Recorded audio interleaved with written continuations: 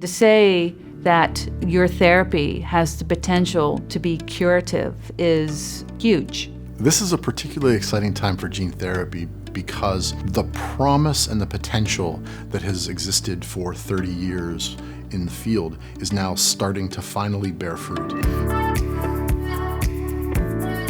AAVs will allow us to address a number of different diseases because of their ability to deliver genes to a number of different tissues inside the body. With real estate, it's about location, location, location. With gene therapy, it's about delivery to a specific location where you need to restore the function of that gene.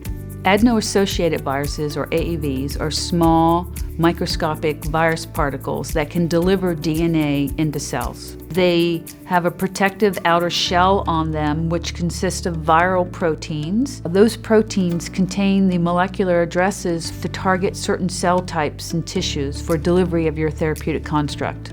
There are some advantages for using AAV over other types of viruses. One is that they are not known to cause any human disease, and that improves the safety profile. The second of which is that they can be directed to infect a variety of different organs in the body, which makes them more broadly amenable to gene therapy applications.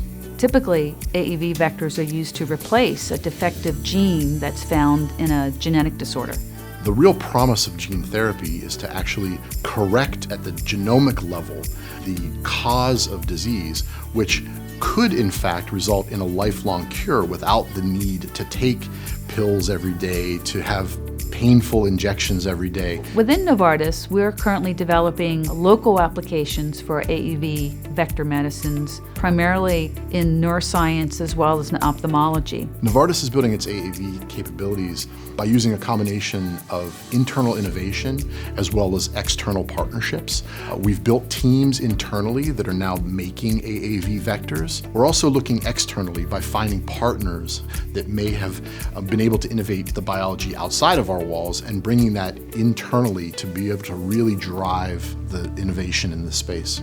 We've invested in the infrastructure needed for research, for preclinical development, for clinical development, and most importantly, manufacturing in order to provide these innovative medicines to patients. This is a very exciting time for gene therapy.